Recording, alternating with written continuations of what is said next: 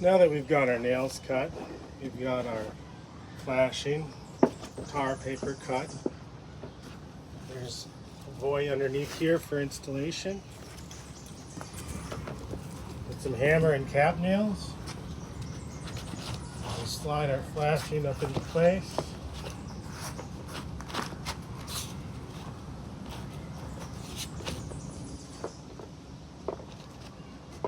Helps to have a putty knife so you can push that old tape back.